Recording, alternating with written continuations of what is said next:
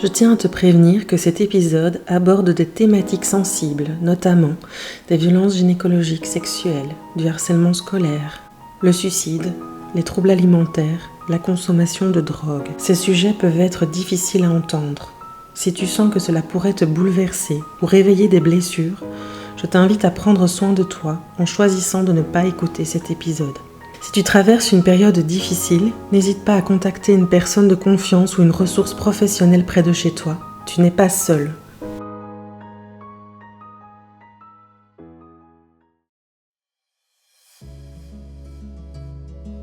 Bienvenue dans Deep Bloom, le podcast où l'on plonge ensemble dans les profondeurs de nos histoires pour y trouver la force de renaître.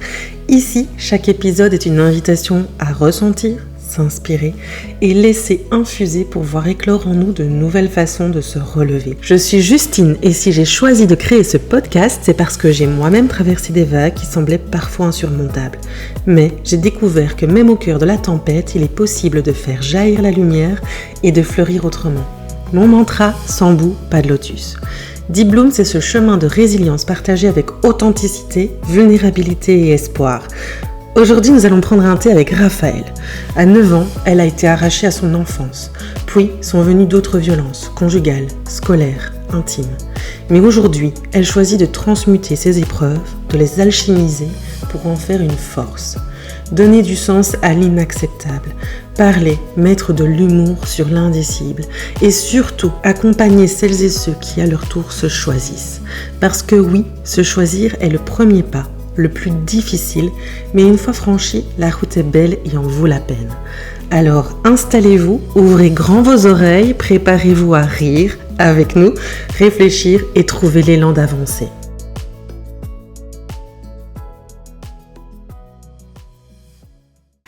Bonjour Raphaël, comment tu vas ? Je vais super bien ce matin et toi ? Je vais bien, merci d'être là. Avec grand plaisir. Je suis vraiment honorée que tu m'aies proposé de participer à Deep Bloom Podcast. Merci. Est-ce que tu as envie de tirer une carte ? Je vois que tu as déjà étalé les cartes. Allez, oui. C'est quel oracle déjà ? C'est l'oracle de la femme guérisseuse. Je me suis dit que c'était de circonstance. Ouais, super chouette. Et qu'est-ce que l'oracle a à nous dire aujourd'hui ? Réconcilie-toi avec le nectar de ta féminité. Tiens, je te montre l'illustration. Ah, dis, c'est super beau. Ouais, et c'est très à propos. Très, très à propos, oui. Avec tout ce parcours de vie. Ouais. Et j'adore ce jeu de cartes avec les aquarelles, il est incroyablement vibrant. Ouais, c'est et très doux. Ouais. Tu vois beaucoup de féminité, bah oui, c'est... Ouais, l'image est magnifique. Je suis très heureuse de t'accueillir ici dans cet espace de parole. Raphaël, tu es maman de 3 enfants, dont 2 tout petits qui sont presque comme des jumeaux. Presque, oui. Et déjà, rien que ça, c'est une vie bien pleine. Oh oui.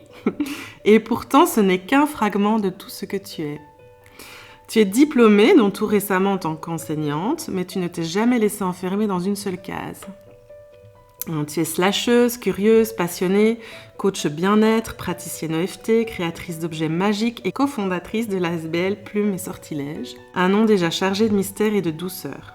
Tu es en formation constante, tu explores, tu cherches, tu te nourris de tout ce qui touche à la spiritualité, au développement personnel, à l'énergie, au bien-être. On sent chez toi une soif d'apprendre, mais aussi une volonté de transmettre et de transformer. Entre femmes, c'est ton univers, ton sanctuaire. C'est là que tu transmutes, que tu alchimises et que tu transformes la douleur en lumière. Comme Deep Bloom, tu t'intéresses aux grands passages de vie. C'est pourquoi tu te décris comme une doula des passages, une passeuse, une guide. Tu accompagnes avec ce côté maternant, doux, enveloppant. Tu offres ta présence, tes dons perceptifs, ton intuition fine, profonde. Et moi, ce que je vois en toi, c'est une femme cultivée, bienveillante, créative, avec un univers magique, féerique, unique, presque hors du temps. Ce qui m'inspire chez toi, c'est ton assurance tranquille, ta spontanéité, ton indépendance farouche face au regard des autres. Tu vis selon ta propre boussole et c'est rare. En juillet dernier, tu as partagé un post très intime. Tu y racontais un moment charnière, une déchirure. À l'âge de 9 ans, tu as été arrachée à ton enfance. Tu parles de ce que tu as perdu, ton insouciance, ton sentiment de sécurité, ta confiance et surtout ton enfance. Tu as dit aussi que d'autres violences sont venues ensuite, comme un cycle que tu ne savais pas comment briser. Et aujourd'hui, ce que j'aimerais, c'est que tu nous racontes ce chemin de réparation, ce chemin vers toi-même, parce que je sais qu'à travers ton histoire, d'autres femmes vont se reconnaître. D'autres femmes vont se sentir moins seules. À celles qui nous écoutent, qui ont peut-être elles aussi vécu cette effraction dans leur vie et dans leur chair, j'ai envie de leur dire il y a une lumière, peut-être même que le chemin lui-même est cette lumière. J'ai envie qu'elles entendent tes mots, ton espoir, cette résilience qui t'habite. Comme dans ce post où tu écrivais « Je me souviens des sensations, des silences, de la douleur, des hurlements étouffés. Mais aujourd'hui, je vis, je vibre, je rêve, je m'épanouis. Et c'est de ça qu'on va parler ensemble aujourd'hui. » Je suis super émue par cette présentation et par cette introduction. Oui, je ne sais pas par quoi commencer du coup. Il y a tellement de choses à dire. Ouais. D'abord, est-ce que tu as envie de raconter, de te présenter un peu, mais avec ton cœur, pas avec un CV, ou de dire quelque chose de plus de toi ? Je pense que ce que j'ai envie de dire aujourd'hui, c'est qui je suis dans cette posture d'invité dans ton podcast. Et aujourd'hui, je suis beaucoup de choses. Je suis effectivement une victime. Je suis une maman. Je suis une entrepreneur. Mais je suis aussi une femme. Et j'ai pas envie qu'une étiquette me colle à la peau. Et pendant très longtemps, j'ai gardé cette étiquette de victime en me construisant à partir de cette étiquette-là. Et puis après, ça a été l'étiquette de la maman. Mais aujourd'hui, j'ai plus envie, en fait, d'être dans ces étiquettes. J'ai envie de m'affranchir de tout ça. Et voilà, je viens avec authenticité pour déposer et pour dire aussi ma vérité sur ce que j'ai vécu, sur le chemin que j'ai parcouru, qui n'a pas été facile, qui n'a pas été tout rose. Et c'est ça la vie, en fait. Et la vie, parfois, elle va nous cabosser. Mais on choisit... Pour moi, on choisit d'avancer, de se relever avec ce qu'on a comme outil à sa disposition. Et c'est pas... on n'est pas obligé de rester au fond du trou. Quand on est au fond du trou... il y a des moyens de s'en sortir. J'ai pas dit que c'était facile et je suis... Dans mon parcours, ça n'a pas été facile de le faire. Mais ça a toujours été un choix. Et c'est le choix de la lumière, le choix du bonheur, le choix de la vie, plutôt que l'autre. Voilà. C'est ça ta définition de la résilience ? Je pense, oui. Pour moi, la résilience, c'est vraiment... C'est une capacité qu'on a et qu'on développe. C'est notre capacité à rebondir dans toutes les épreuves de la vie pour en sortir plus fort, grandi. Et plus fort ne veut pas dire anesthésié, plus fort veut dire plus entier. Et plus en lien avec soi-même, avec son âme, avec son corps, avec tout ce qui nous définit, en fait. Et tout ça, c'est un chemin qui se travaille, c'est un chemin d'expérience. C'est pas un chemin linéaire, il n'y a pas une recette toute faite. Et la résilience, je pense qu'elle a une définition différente pour chaque personne. Et donc voilà, ça c'est ma définition et elle peut résonner pour d'autres ou pas. Ouais, tu parles d'anesthésie et on va reparler de ce moment à tes 9 ans. Mais c'est vrai que quand on vit des effractions comme ça dans la chair, on peut être anesthésié pendant des années. Et c'est difficile de savoir en fait qu'on est anesthésié. Oui, moi je l'ai su quand j'avais 23 ans, que j'étais anesthésiée. C'est super long, hein. Oui, pourtant j'avais déjà pas mal travaillé sur moi-même et je me suis rendu compte, j'en parlerai plus loin, quand on retracera un peu le parcours, mais oui, je l'ai compris à 23 ans quand tout s'est réveillé et ça a fait... Oh bordel. C'est assez... quand on se rend compte de ça... On se dit, parce qu'il y a les deux versants, quoi. Quand on se réveille de l'anesthésie, il y a d'un côté les sensations incroyables qu'on découvre dans son corps, où on se dit waouh, mon corps il peut ressentir tout ça, mais de l'autre côté il y a tous les souvenirs qui reviennent avec, et là on se dit ah putain, je sais pas si j'avais envie de me rappeler de tout ça. Il y a les deux faces de la pièce à intégrer, et il y a autant du positif que du laid, et c'est une danse entre tous ces tous ces souvenirs. C'est trouver l'équilibre au milieu de tout ça. Tu as écrit ce post en juillet qui est très fort. Est-ce que tu peux nous dire avec les mots d'aujourd'hui ce que tu as vécu ? Oui, Je vais remettre dans un contexte un peu plus global parce que c'est important en fait de voir ce contexte pour comprendre tout mon cheminement. Ouais. J'ai toujours été une enfant à part des autres enfants de son âge. Donc moi je suis la première fille, la première petite fille dans ma famille, donc j'ai toujours été entourée d'adultes. J'ai pas de cousins, cousines de mon âge. Et j'ai toujours été en décalage avec les enfants de mon âge, donc j'ai eu beaucoup de mal à m'intégrer. Moi, je vivais beaucoup dans mes livres, à l'école. Je me rappelle avoir déjà été harcelée en primaire. J'ai des souvenirs vraiment désagréables, en fait, de mes premières années de scolarité. Enfin, de toute ma scolarité jusqu'à la 5e secondaire, je pense. Et donc, quand j'étais en 4e primaire, du coup, voilà, j'avais 9 ans et demi quand ça s'est produit. Et j'étais inscrite à des cours de piscine. Et ma maman, que j'aime de tout mon cœur, a beaucoup de mal avec les horaires, vraiment. Et donc, c'est un petit peu un cumul de différentes choses. C'est-à-dire qu'à la piscine, ma sœur et moi, on avait des cours pas identiques. On avait... j'avais mon premier cours, et puis elle passait à son cours, et je l'attendais pendant ce temps-là. Et donc, il y a eu la surveillance des personnes qui encadraient les enfants à la piscine, qui n'étaient pas correctes, je vais dire. Moment d'inattention, il y avait une petite plaine de jeux devant, ils voyaient à travers les fenêtres. Je pense qu'avec l'insouciance de l'époque, on pensait pas que des choses pareilles pouvaient arriver. Et en fait, c'est arrivé dans les vestiaires du cours de piscine. C'est le papa d'un garçon de ma classe qui venait conduire son plus jeune fils au cours de natation. Et c'était le truc des grands frères, grandes sœurs, d'adorer les petits frères, petites sœurs des autres. Et donc, moi, je me rappelle voir ce petit et lui dire « Ah, bonjour Nicolas !» Comme une gamine de 9 ans et demi qui vient dire bonjour à un enfant de 5 ans. Et là, son papa me regarde et il dit « Et à moi, tu me dis pas bonjour ?» Et en fait, je me rappelle avoir senti dans mon corps un énorme signal d'alerte. Alors, il faut savoir que moi, à 9 ans et demi, j'étais déjà bien formée, j'avais déjà de la poitrine qui avait poussé. J'ai eu mes règles quelques mois après ces événements-là. Mais donc, j'avais déjà un corps en formation. Et je me rappelle, c'était dans le petit cagibi où on mettait nos chaussures avant d'aller dans les vestiaires, en fait. Et je me rappelle m'être approchée pour lui faire la bise, en me disant, je vais lui dire bonjour, c'est un adulte. Et après, disons que c'est des choses que j'arrive pas à assembler, mais j'ai des flashs de plein d'éléments. Je me rappelle qu'il écrasait mes pieds avec ses pieds. Je me rappelle qu'il maintenait mes mains avec ses mains, qu'il a collé sa bouche contre la mienne, et que ses mains ont parcouru mon corps, sont rentrées dans mes sous-vêtements, sont rentrées en moi.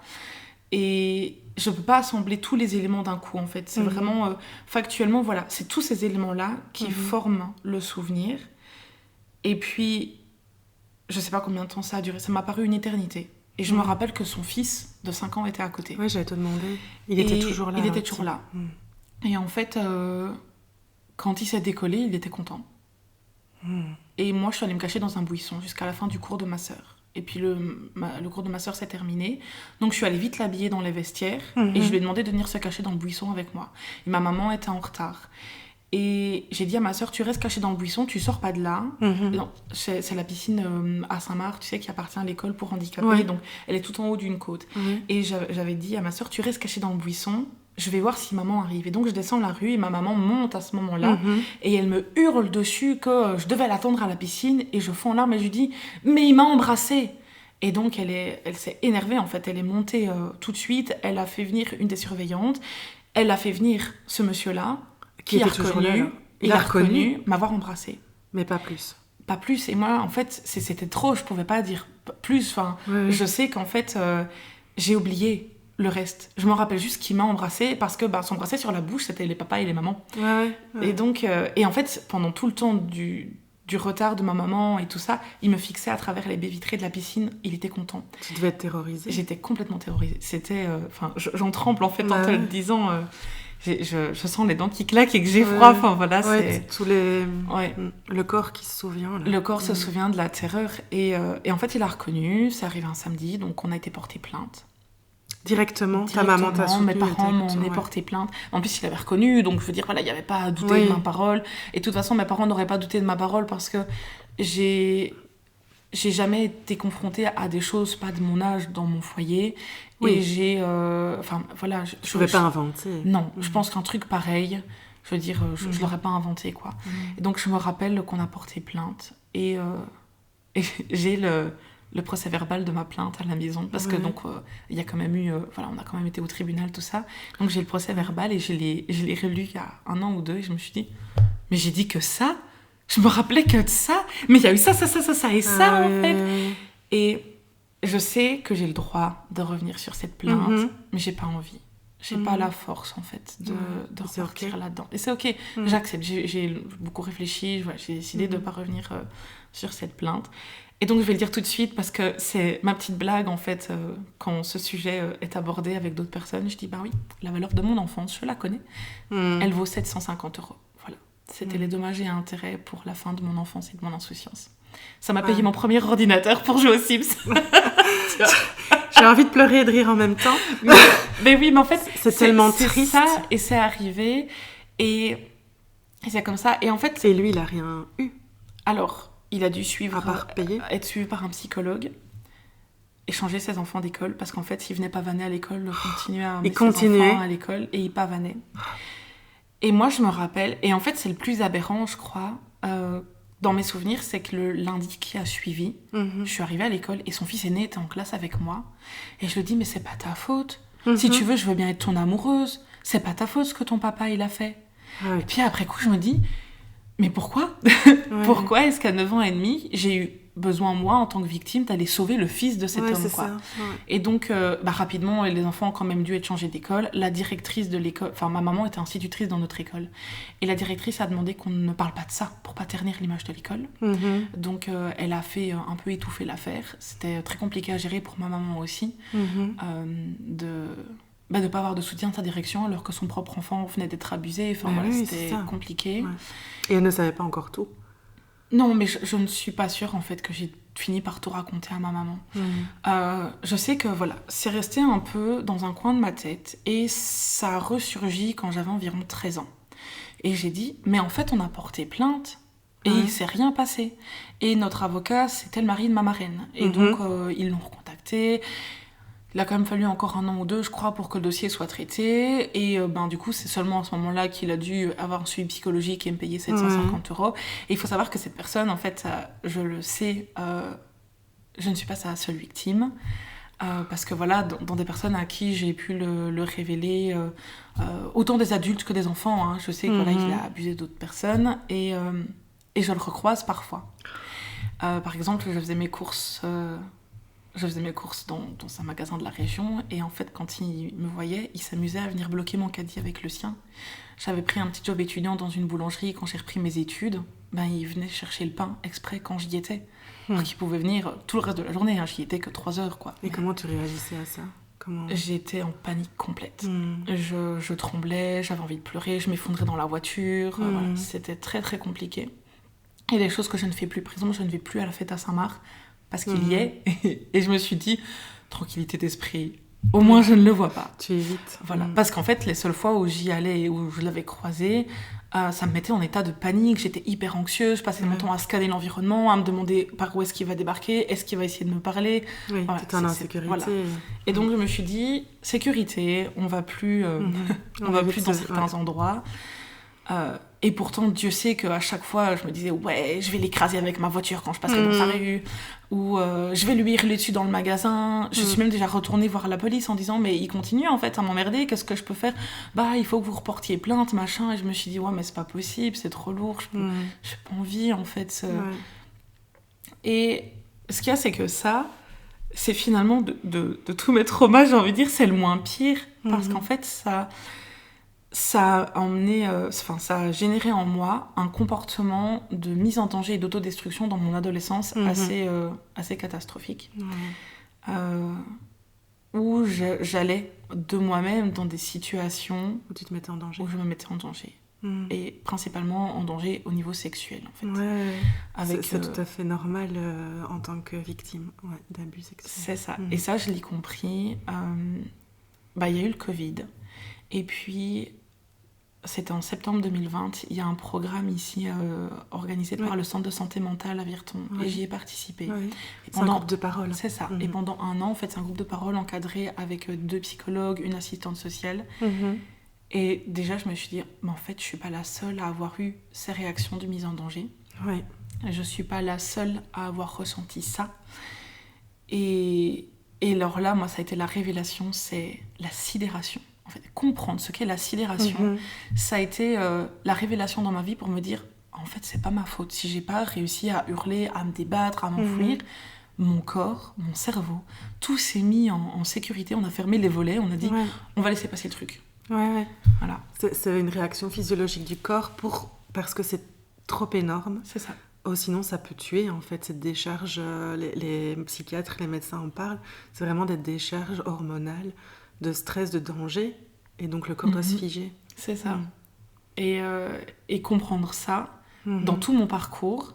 Parce que, en fait, avoir été abusée à 9 ans, c'est le premier abus que j'ai vécu, mais j'en ai vécu d'autres.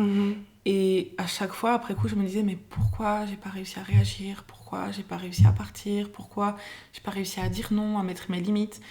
Et comprendre ce mécanisme de sidération, moi, ça m'a enlevé un poids, en fait. Ça m'a enlevé une culpabilité énorme. Mais oui, autrement, tu portais cette responsabilité-là. C'est ça. Et du coup, voilà, donc il y a eu ça, alors mis en stand-by dans ma tête, c'est ressorti quand j'avais environ 13 ans. J'étais harcelée à l'école. Ma maman a fait un burn-out l'année de ma rentrée en première secondaire. Et moi, vu que j'étais toujours en décalage avec les gens de mon âge, très très compliqué, en fait, ma maman, c'était mon refuge. Et là, elle pouvait plus l'être parce qu'elle était dans ses propres difficultés. Et moi, je l'ai vécu comme un abandon. Et c'est le moment, en fait, où tout est remonté, donc entre les abus, tout ça. Et voilà, j'étais une salade d'eau, comme disent mes parents. En fait, je voulais partir de chez eux, je voulais plus vivre là. Et après coup, en fait, je me rends compte aujourd'hui en tant qu'adulte que si j'ai voulu partir, c'est parce que j'avais tellement besoin d'être sécurisée et je me sentais pas en sécurité à la maison parce que, pas que mes parents ne me sécurisaient pas, mais parce qu'ils étaient dans leurs propres difficultés. Mes parents fait tous les deux un burn-out sur la même année. Et donc, c'était tellement costaud à porter pour eux et se reconstruire. Enfin voilà, je leur en veux pas. Mais du coup, très compliqué pour moi. C'est déstabilisant en tant qu'adolescente. C'est ça. Déjà de te construire à la puberté. Enfin, tu l'avais déjà vécu plus tôt, cette puberté, mais plus les harcèlements, plus les souvenirs. C'est ça. Et du coup, j'ai demandé pour partir en internat. Et donc, j'ai changé d'école en milieu d'année, je me suis retrouvée interne. Et là, ça a été 3 ans et demi de harcèlement scolaire assez costaud.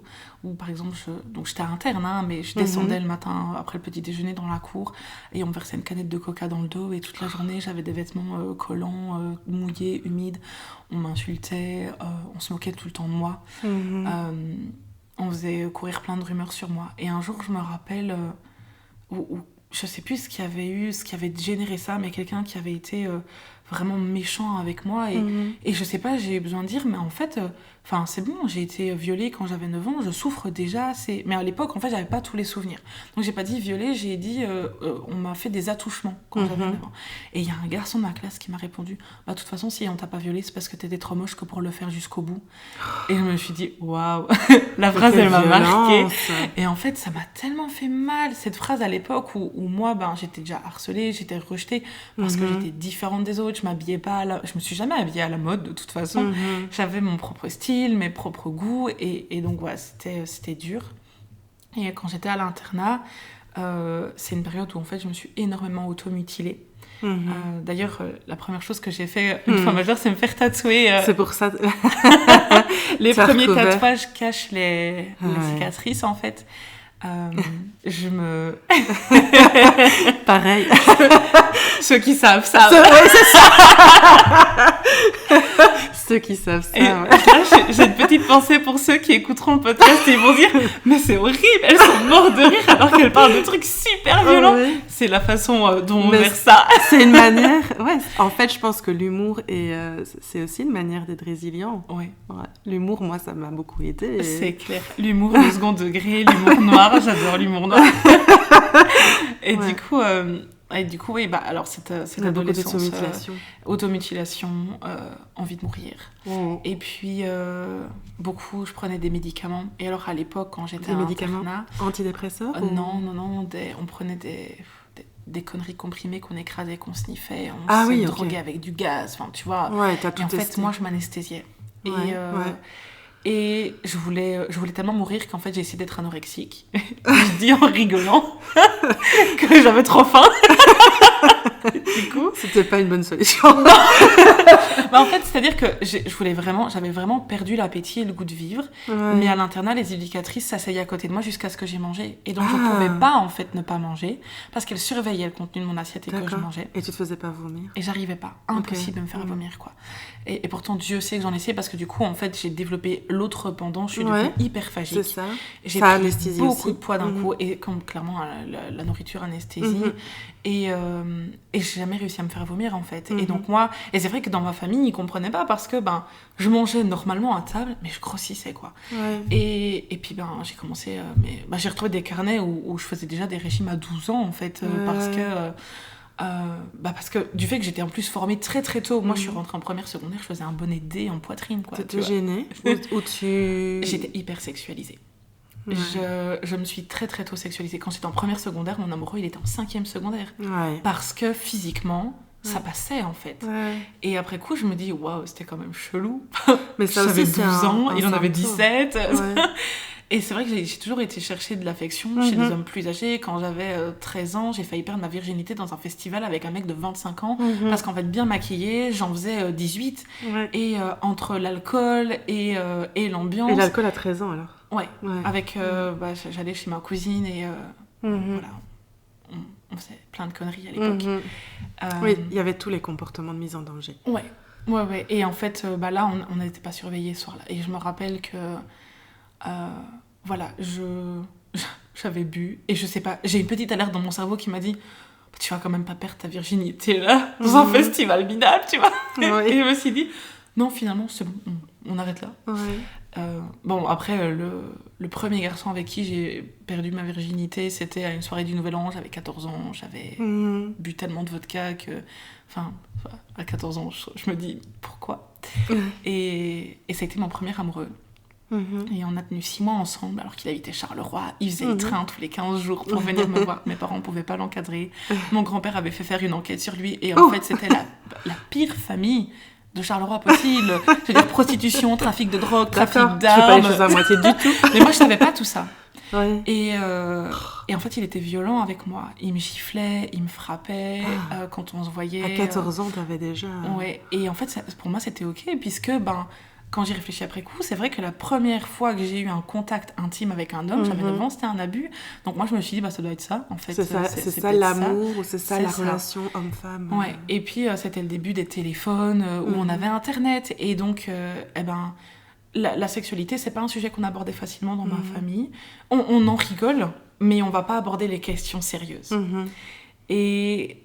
Par exemple, quand j'ai demandé la pilule à cause de problèmes de règles très douloureuses et de douleurs polykystiques, j'avais 14 ans, mes parents ont très mal pris que je demande la pilule aussitôt. Et en fait, je me suis éduquée aussi en allant regarder de la pornographie. Mais la pornographie, c'est très violent. Ouais. Et donc pour moi, ça semblait en fait naturel, c'est que ça devait être ça, finalement. Et du coup, voilà, j'ai commencé à me mettre... Puis je me rappelle de plein de conneries, du style une activité inter-internat. Donc, c'est les internats filles-garçons réunis, on fait des activités entre groupes. On avait une activité où c'était un genre de labyrinthe qu'on devait faire, mais il y avait des endroits avec des tunnels et tout ça. Et avec une de mes copines, 2 garçons nous avaient coincés et nous avaient touchés dans un des coins du tunnel. Enfin, je veux dire, il y a eu plein de moments de violence comme ça dans ma vie. Et puis... Et puis, quand je suis tombée enceinte de Naomi, j'avais 19 ans. J'étais encore dans ma phase, tu sais, un petit peu révolte. Donc, j'avais arrêté mes études de prof pour faire des études de coiffure, machin. Et là, je me suis dit, waouh, ok, t'es enceinte, Raph, t'as envie de garder le bébé, ça c'est clair. Enfin, moi, C'était une surprise? Oui. Et c'était une surprise. Et j'ai toujours rêvé d'être maman. Donc pour moi, c'était une surprise qui m'a fait l'effet froid, genre panique complète. Et puis chaud, genre, je vais être maman. La joie. Et je me suis dit, Raph, maintenant, il faut que tu arrêtes les conneries, quoi, en fait. Parce que tu veilles pas que sur toi, tu veilles sur un enfant. Et je me suis séparée de son papa quand elle avait 2 ans. Et puis, un peu après la séparation, j'ai rencontré quelqu'un avec qui... j'ai appris ce que c'était d'être aimée et de recevoir de la douceur et de l'attention. Et en fait, ça a été un petit peu ce truc de dépendance affective où on s'est remplis l'un de l'autre. Ouais. Et lui, il avait 1 an de moins que moi. Et le jour où sa maman a découvert que j'avais un enfant, c'est une famille italienne très conservatrice. Sa mère lui a dit tu la quittes. Il est hors de question que tu te mettes avec une nana qui a des enfants. Quoi. Et donc, effondrement complet. Et j'ai été voir un psy qui m'a fait... je crois que c'est de l'EMDR ou un truc comme ça. Enfin, il m'a fait une technique de mise en hypnose pour aller revivre mes traumatismes. Et là, en fait, tout m'a repété à la gueule de ce que j'avais vécu. Et alors, il faut savoir aussi que dans ma sexualité, quand j'étais ado, en fait, moi, j'étais en apnée pendant toute la durée de la pénétration. Donc, je bénis le fait d'avoir eu des compagnons assez précoces à l'époque. Parce que... il faut en rire après coup. Mais en fait, je me suis rendu compte que je me mettais en apnée. Je voulais pas ressentir. J'avais tellement peur de ce qui allait se produire que je bougeais plus. Ouais, j'attendais que ça passe. Et toute la partie de préliminaire de caresse se passait bien, mais dès l'instant où on était en pénétration, il n'y avait plus rien, quoi. Il n'y avait plus de son, plus d'image. Et c'était un moment d'alerte Oui, j'attendais. Voilà, je me rappelle même que j'avais un sex friend quand j'avais 16 ans. Et en fait, on se voyait et... C'était rigolo parce que il faisait le trajet à vélo pour venir jusque chez moi. Et dans ma chambre, il y avait une porte-fenêtre qui donnait sur le jardin. Donc, il venait passer la nuit près de moi et il repartait avant que mes parents se réveillent. Mais genre de comportement, toujours un peu de mise en danger. Après, c'est quelqu'un de très gentil. Donc... Tu flirtes avec les limites. C'est ça. Ah oui, tout le temps. Quoi. Et je me rappelais qu'il me disait toujours, mais tu peux respirer. Hein. Et ah oui, je respire pas. Ok, je vais respirer. Tu vois. Et donc... Enfin, j'en rigole aujourd'hui parce que j'ai beaucoup travaillé sur moi et que je peux en rigoler, mais avant, je voulais pas avoir tout ça. Oui, c'était pas possible pour toi. Non. Et le papa de ma fille aînée, c'était pas un sujet qu'on abordait facilement. Quoi. Les violences intimes, ça, il savait une micro-partie et il voulait pas qu'on aborde le sujet. Il fallait pas qu'on en parle. Ça le mettait mal à l'aise. Et... Ça aussi, c'est difficile. Hein. On en a parlé un peu au début. Ouais. C'est quand on voit que l'autre, ça peut être une femme ou un homme, mais parfois c'est les hommes, et ressent peut-être de la peur, de la honte par rapport à ce que nous, on a vécu, et ça nous renvoie à ça, alors que... Mais il ressent ça, et alors de la peur, ou de se dire, t'as pas peur d'en parler. Moi, j'ai déjà des femmes qui m'ont dit, faut pas que je parle de ça, ça va te porter préjudice. Ouais, c'est ça. On a peur d'en parler, on a peur de dire, on a peur de... Et je parlais avec mon mari hier soir pour l'organisation des enfants ce matin, vu qu'il les garde pendant que je suis ici. Et il me dit, t'as pas peur de parler de tout ça Et je lui ai dit, c'est pas moi qui dois avoir honte, en fait. Moi, je m'en suis sortie. C'est pas de mon côté que la honte, elle va se trouver. Ouais, tout à fait. Donc, moi, je trouve ça libérateur de pouvoir en parler aujourd'hui. Et du coup, voilà, il y a eu ces petits copains dans ma reconstruction avec une enfant de 2 ans. Donc, j'ai pas eu tant que ça d'amoureux dans ma vie, mais à chaque fois des histoires très, très intenses. Et avant mon mari, je suis restée quelques mois avec une personne où j'ai très vite déchanté. Et c'est là où, en fait, j'ai le plus souffert, je pense, en tant que femme, parce que j'étais pas consentante dans nos rapports. En fait, il avait de lui des difficultés à terminer, à atteindre l'orgasme, et donc il s'acharnait sur moi jusqu'à ce que ça vienne. Mais moi, la première fois, je me suis dit, waouh, il tient super longtemps. Enfin, tu te dis, ok, c'est rare. Mais en fait, après coup, c'est la douleur, quoi. Et j'arrivais à l'éviter, mais on vivait dans un petit appartement, donc c'était pas évident. Enfin, c'était mon petit appart. Il avait quitté Paris pour venir s'installer près de moi, et... Tu te sentais un peu redevable ou coupable, ou t'arrivais pas à partir? Je pouvais pas... Enfin, en fait, c'était pas moi de partir, c'était mon appart, c'est moi qui louais. Mais j'avais peur. J'avais tellement peur, en fait, parce qu'il avait des accès de colère, et il me forçait. Pour les rapports, il me forçait, c'était très, très compliqué. Et j'ai réussi, en fait, un soir où je lui ai dit je vais dormir chez une copine. Et de chez ma copine, je l'ai appelée, je lui ai fait ma soeur vient de t'imprimer un billet de train, tu prends ton sac, tu descends chercher le billet de train, tu vas chercher, tu te barres. Quand je rentre demain chez moi, je veux plus que tu sois là. Et il a pleuré. Oui, Mais je t'aime, et j'allais te demander en mariage, et machin. Je dis, c'est pas grave, tu t'en vas. Et j'avais vraiment, vraiment peur, quoi. Et puis, quelques semaines après, on a été confinés. Et je me suis dit, Ave Maria. Je l'avais foutu dehors avant. Ouf. Wow. Et je me suis dit, si j'avais été confinée avec lui... Ça aurait été l'enfer. Ça aurait été l'enfer, vraiment. Parce qu'en plus, pendant cette période-là, du coup, moi qui avais réussi à reprendre vraiment soin de mon corps, à perdre du poids, redevenir sportive, j'ai eu en fait un contre-coup. Le garçon dont je disais, avec qui j'ai réappris ce que c'était l'amour et tout ça, quand ça a été fini, ça m'a vraiment atteinte très fort. C'est comme si tout ce que j'avais réussi à me tenir debout jusque-là s'effondrait. Et donc j'ai commencé un peu à m'enliser et les comportements d'hyperphagie sont revenus. Et quand je vivais avec ce garçon-là, j'étais vraiment de nouveau dans des comportements problématiques avec des addictions à la nourriture qui étaient juste épouvantables, quoi. J'ai pris beaucoup de poids. Je voulais me faire opérer. Et ce qui était très compliqué aussi, tu vois, ça me pop parce que je repense à cette période. On m'avait aussi diagnostiqué en 2019 un papillomavirus. Ouais. Et en fait, le suivi que j'ai eu en France dans cet hôpital, c'était beaucoup de violences gynécologiques parce qu'il n'y avait aucune bienveillance et on a dû me faire des lasers. Tu vois, bête exemple. On a dû me faire des lasers et on me dit, vous ne pouvez pas bouger. Parce que si vous bougez, on peut endommager votre utérus avec le laser. Ouf. Mais aucune anesthésie. Ouais. Et la douleur est très très forte. Et je me retrouve sur ce fauteuil de consultation, les pieds dans les étriers, interdiction de bouger, avec plein de mecs entre mes jambes qui discutent de la pluie et du beau temps en appliquant des lasers sur moi. Et j'ai trouvé ça tellement violent. Et je me suis effondrée dans les bras de la sage-femme qui m'avait tenu la main durant la procédure en me disant, mais en fait, moi j'ai été victime d'abus et moi c'est très violent pour moi de vivre ça. Et elle me dit, je sais, je suis désolée, c'est un mauvais moment à passer, mais voilà, vous en êtes sortis. Et donc, il y a eu 2 séances de laser qui ont été très difficiles émotionnellement. Et quand je suis revenue, parce que j'habitais en France à l'époque, et quand je suis revenue en Belgique, j'ai dit, déjà, je veux un gynéco féminin. Je veux plus un mec qui vient là, entre mes jambes, c'est bon. Aujourd'hui, j'ai un gynéco homme, mais j'ai assez travaillé sur moi, et c'est quelqu'un qui est plein de bienveillance, donc ça va. Et tu lui as parlé de tout ça, justement, pour... Oui, j'en avais... soit encore plus attentif. Ouais. J'en avais parlé parce qu'il a accompagné la naissance de Gustave, mon dernier, et du coup... voilà, c'était compliqué pour moi. Moi, j'avais pas envie d'avoir un défilé de stagiaires qui venaient dans ma chambre. Parce que pour ma grande, en fait, quand j'ai accouché de ma grande, vu que je n'avais que 20 ans, on m'a un peu prise de haut à la maternité. Et donc, j'ai eu un défilé de stagiaires qui sont venus à tour de rôle vérifier à combien de dilatation j'étais.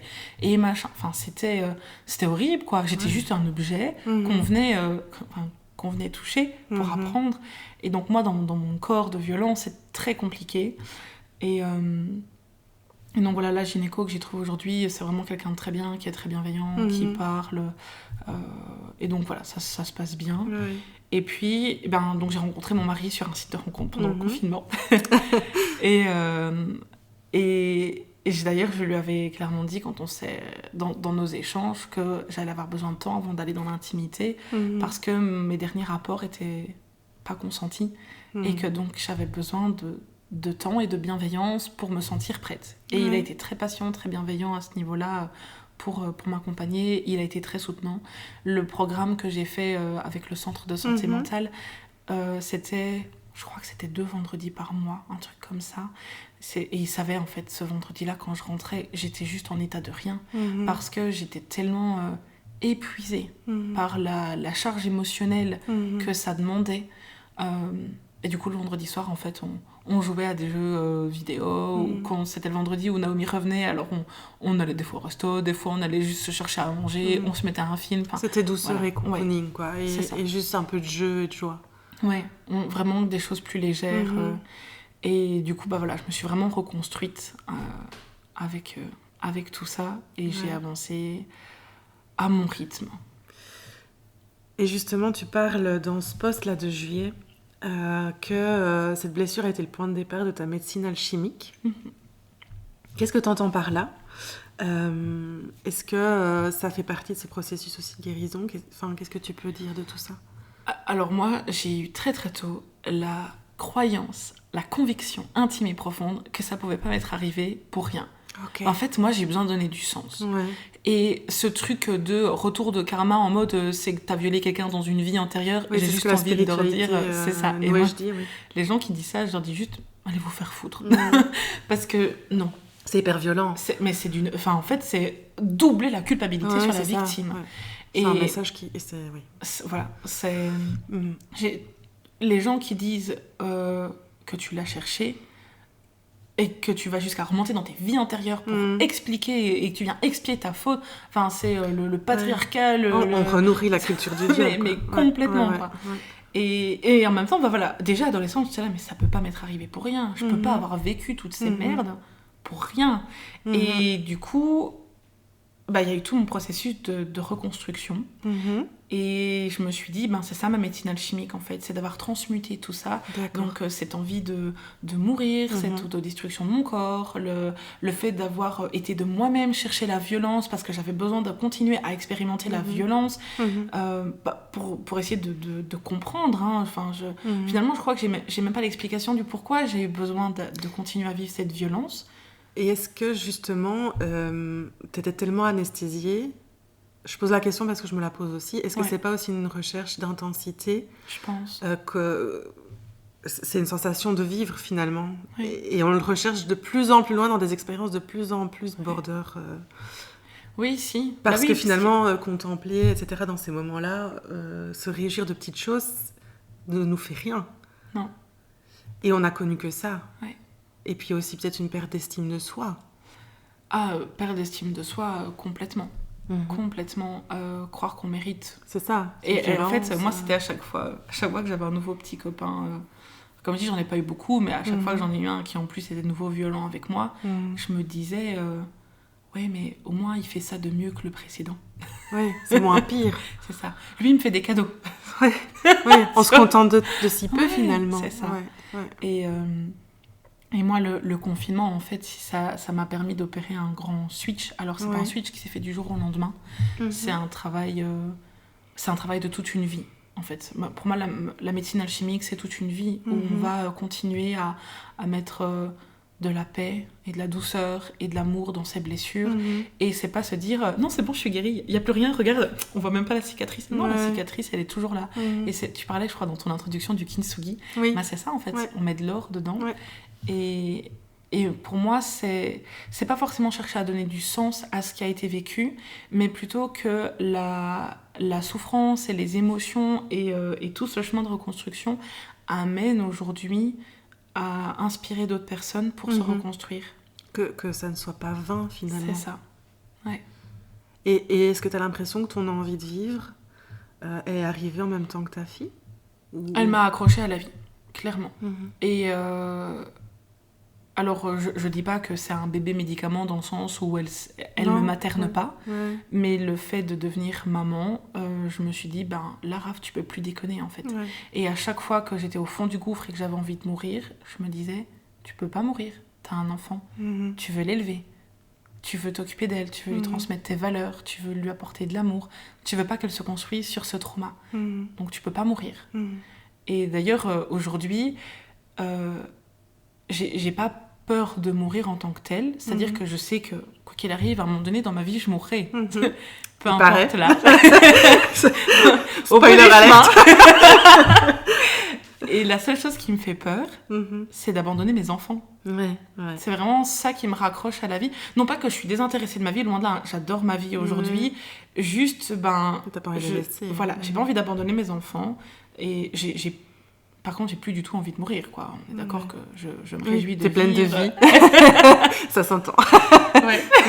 C'était pas le cas à une époque, hein, mais oui. Et t'as l'impression que tout ce chemin de briser cette violence, de ces cycles de violence, est arrivé en même temps que ce groupe de parole, ou quelque chose d'autre s'est joué? Je pense que c'est plein d'éléments, en fait, de partout.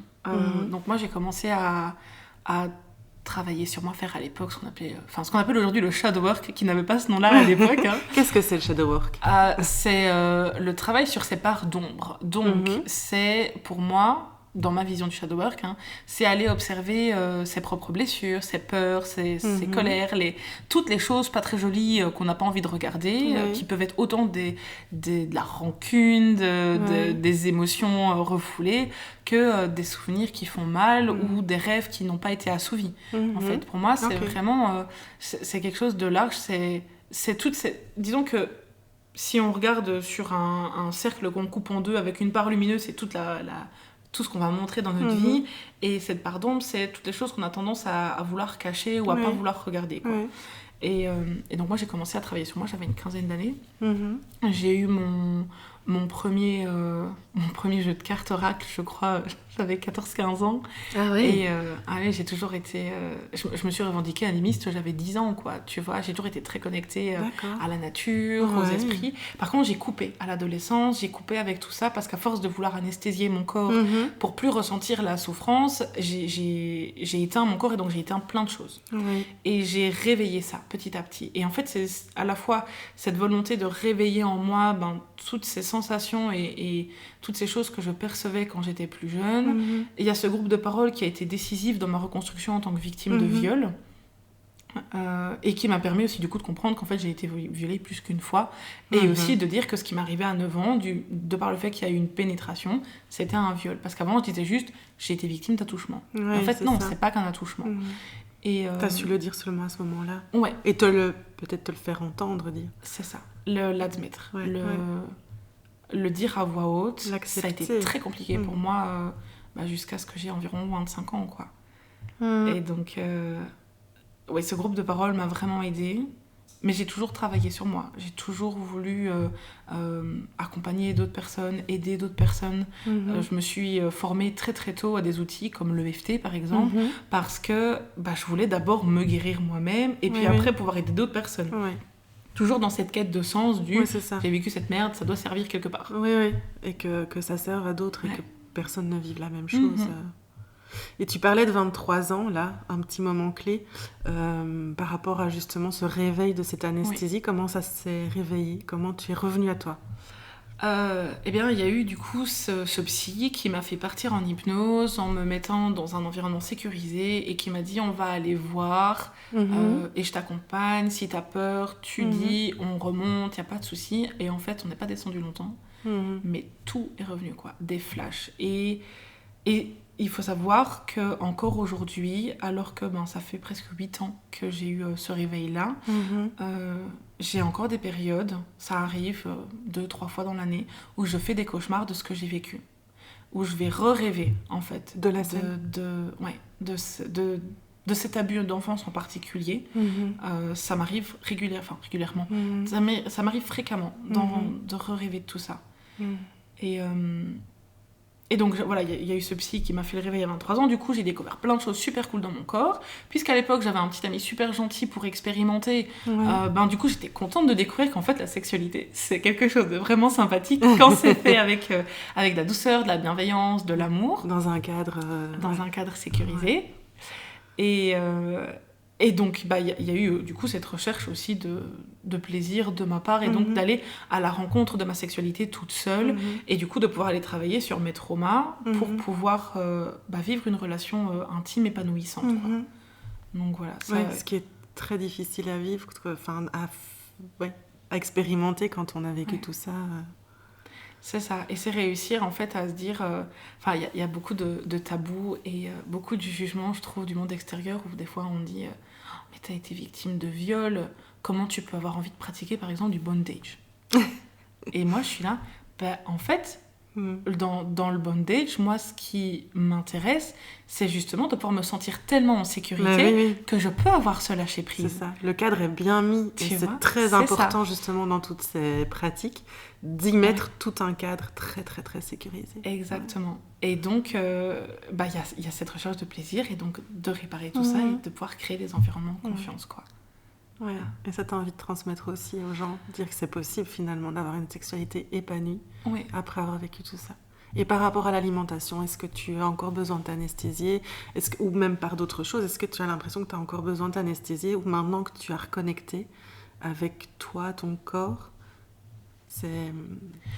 Au niveau du corps, l'hyperphagie, j'en suis vraiment sortie l'année du Covid. Vraiment l'année pendant le confinement, j'ai vraiment réussi à apaiser tout ça. Et puis, je me suis beaucoup renseignée sur l'alimentation intuitive.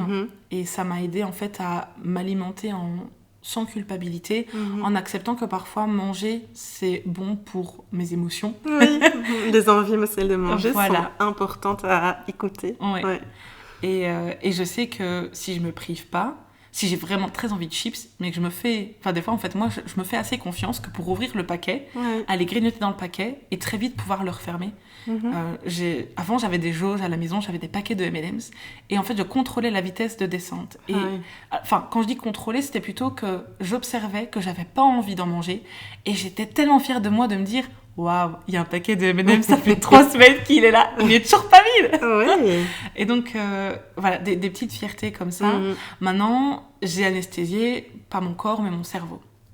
C'est surtout arrivé ça avec les maternités rapprochées d'Olivia et Gustave, où mon cerveau s'est mis en détresse, en sécurité. Tu sais, on en reparlera de toute façon une autre fois de dans tout un ça. autre épisode. Ouais. Mais la maternité, c'est costaud aussi. Ouais, tellement. Et donc, anesthésier le cerveau du style avoir la télé qui tourne en même temps que je joue sur le téléphone pour être sûre que... Et ça, aujourd'hui, j'essaie d'arrêter. Mais tu t'en rends compte. Oui, il y a des moments où je le fais volontairement parce que j'ai besoin que mon cerveau coupe, ou alors je fais du binge reading et je lis des livres et des livres et des livres et des livres. Et rien qui se passe dans la réalité. Hein. Ça doit d'office se passer dans des univers inventés pour être sûr de décrocher. Mais voilà. La différence avec avant, c'est que tu te rends compte de ces comportements-là et en plus, tu y réponds parce que tu sais que voilà, c'est ta solution du moment. C'est ça. C'est je le fais en conscience et j'ai essayé aussi du coup de retravailler sur le retour au corps et donc beaucoup de aller en nature en fait. Aller marcher, aller en forêt. Ça me fait vraiment du bien pour reconnecter avec le corps. Ouais. Et justement, est-ce que tu as d'autres ressources qui t'ont aidé, des outils ? Tu parlais des poèmes ? Ouais, j'ai toujours écrit de la poésie. Et donc, ça a été mon premier outil. Alors, je suis une poète romantique parce que je n'écris que dans la tourmente. Quand je suis heureuse, j'écris pas de poèmes. Est-ce qu'on écrit quand on est heureux ? Mais écoute, il y a des poèmes heureux, je pense. Ouais. Il me semble. Mais du coup, voilà, je me suis dit que j'allais essayer, parce que ça me manque d'écrire de la poésie, donc je me suis dit que j'allais essayer de renouer un peu avec la poésie et peut-être plutôt aller dans de l'exploration spirituelle, mystique, féminine. Mais voilà, moi j'ai beaucoup écrit de poèmes quand j'étais au plus bas. Ça me permettait de déposer sur papier. J'écrivais mes pensées, j'avais des journaux intimes remplis de pensées, de souffrances, de douleurs, et je les ai tous brûlés pour pouvoir m'en libérer. Ouais. Je me suis débarrassée de tout ça, mais vraiment en conscience, quoi. Tu vois, c'était pas je veux plus voir, c'est ok, c'est maintenant, bon, c'est derrière, quoi. Donc ça m'a beaucoup aidée. Est-ce que tu veux lire un poème ? Oh ouais. Allez. Je vois que t'as pris ton carnet. Oui, j'avais... en fait, je suis retombée sur ce carnet de poèmes il y a quelques jours en rangeant mon bureau et je me suis dit, waouh, il y a de quoi faire. Et j'hésitais parce que j'ai des poèmes qui sont très tristes. Mais je suis tombée sur un poème de résilience que j'ai écrit en février 2019 et qui s'appelle M'aimer. Ok. C'est un poème très court. Je m'en vais apprendre à m'aimer au gré des vents et des marées, de toutes ces émotions déchaînées. J'entame le voyage sans retour, s'il me permet de quitter la nuit pour le jour, s'il me permet d'enfin trouver l'amour. Mais le seul amour qui vaille la peine, l'original, l'originel, il coule dans mes veines.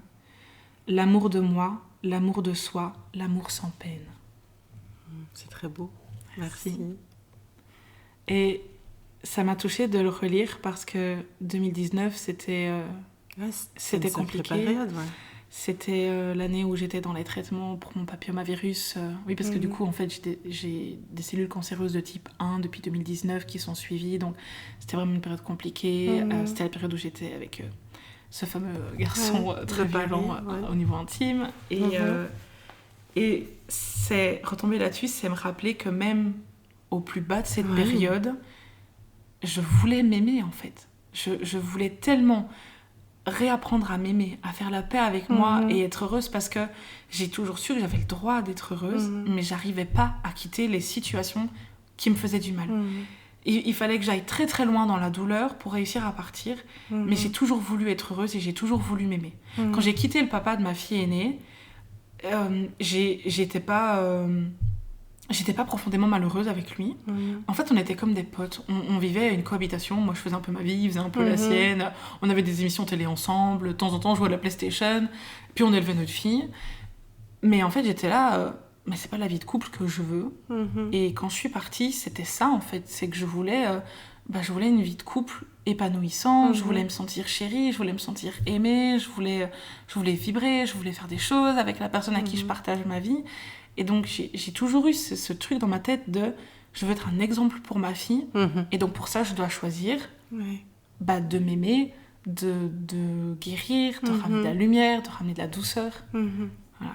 Et aujourd'hui, est-ce que tu peux dire que tu t'aimes ? Oh oui. Alors, c'est très rigolo parce que l'amour du corps est toujours compliqué dans mes vêtements.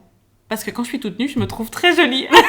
Mais c'est génial, c'est ça le plus important. J'ai fait le fameux exercice de se mettre toute nue devant un miroir et de s'observer sous toutes les coutures. Et je me suis dit, non, en fait, quand je suis toute nue, j'aime bien. Voilà. Jamais. C'est juste que les vêtements, ils vont se mettre de certaines façons qui vont pas forcément mettre en valeur mes courbes. Ou alors c'est moi qui ai aussi du mal. Mon mari dit toujours que j'ai du mal à choisir des vêtements qui me mettent vraiment en valeur parce que j'ai parfois encore tendance à cacher mes formes. Alors que quand je mets des choses plus moulantes ou plus cintrées, il me dit mais là en fait on voit que t'as les hanches plus larges, mais que t'as la taille qui est fine. C'est encore difficile pour toi, tu tâtonnes. Oui, ça c'est pas évident. Et puis je trouve la fatigue due à la parentalité, en fait ça me fait un visage un peu plus flagada. Alors il y a plein de gens qui disent mais non ça se voit pas. Moi je le vois, je le sais. Mais voilà, aujourd'hui je peux dire que je m'aime et je suis fière de moi quoi, de ce que j'ai fait, de mon parcours, de ma manière de m'en être sortie. Oui, aujourd'hui je suis fière de moi. Et j'expérimente plein de trucs super chouettes.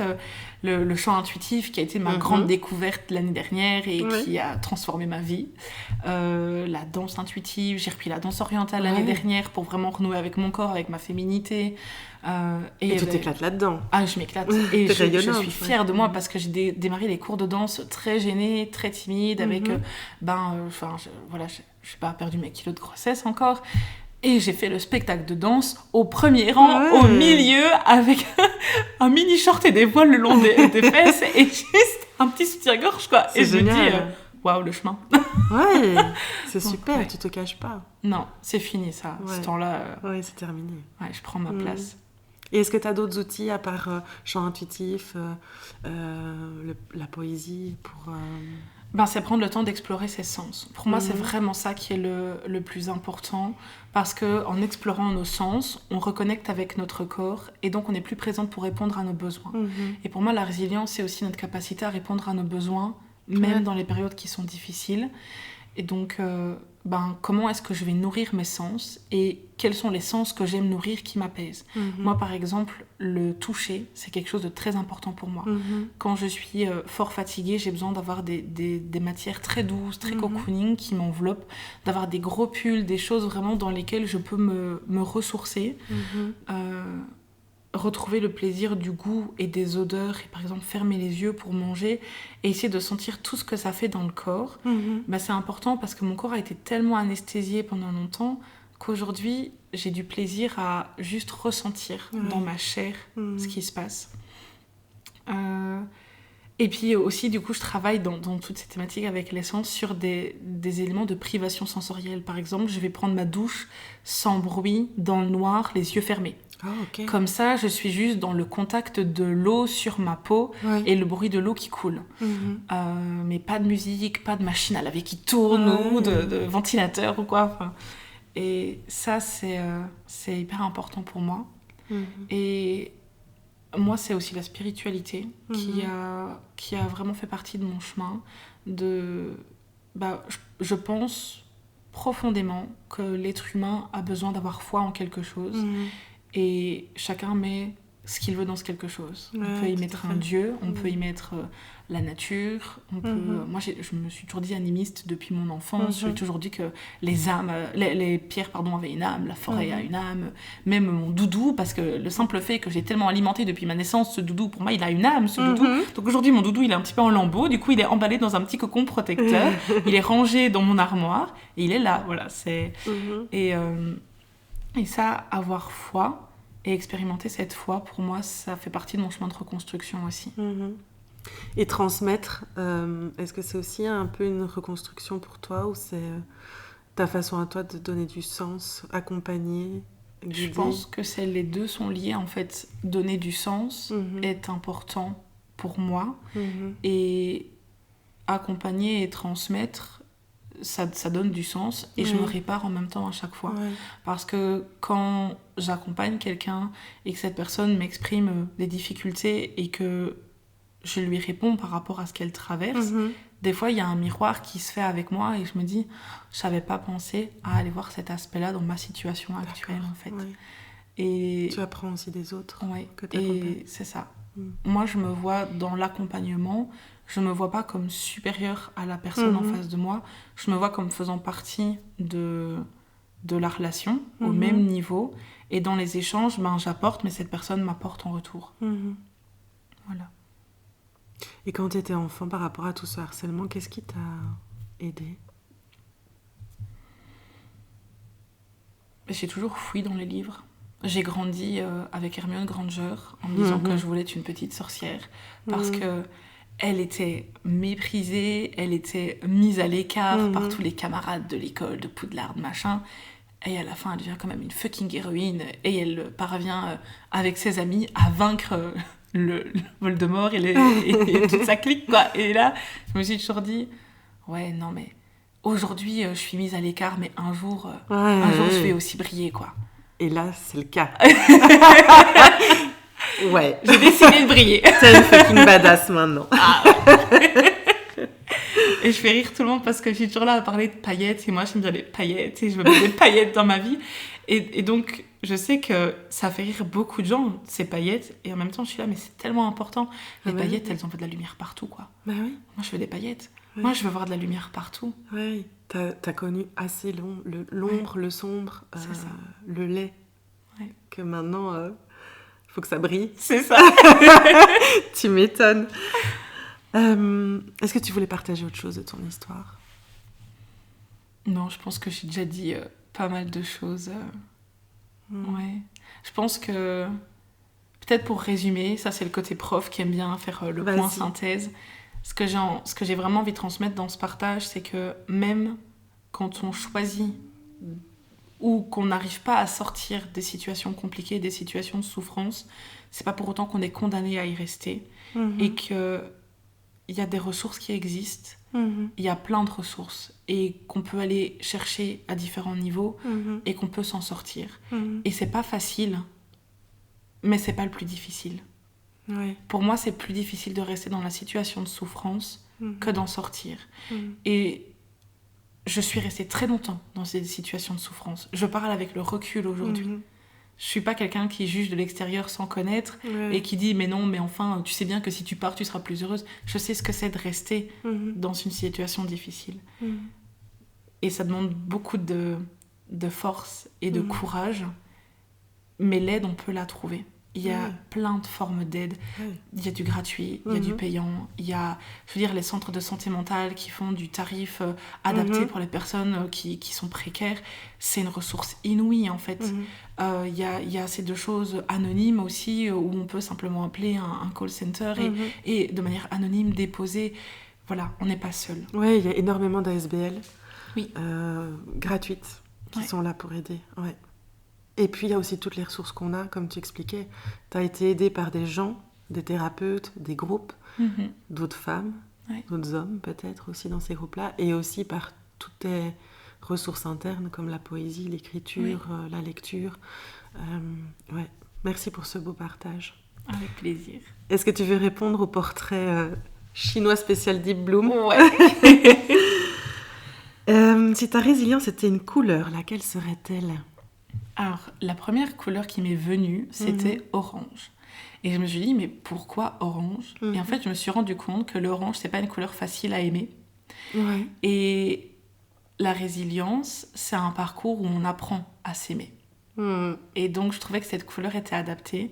Elle a en même temps ce côté de grande force. Je veux dire, l'orange, ça fait partie du dégradé des couleurs du feu. Ouais. Donc, il y a beaucoup de force dans l'orange. C'est une couleur qu'on ne peut pas louper.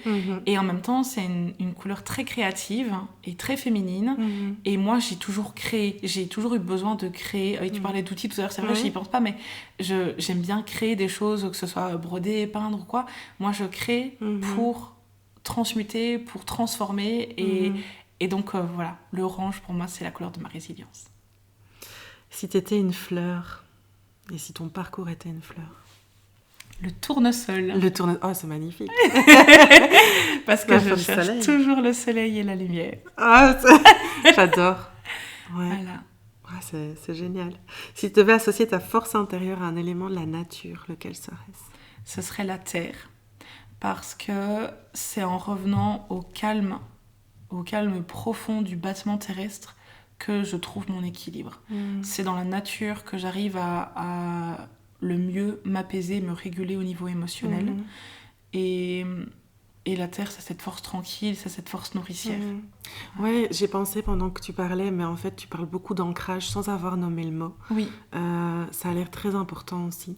Et je pense que c'est très important pour ne plus être dans cette anesthésie, pour revenir au corps, revenir au sens. En fait, c'est pratiquer cet ancrage au quotidien, finalement. C'est ça.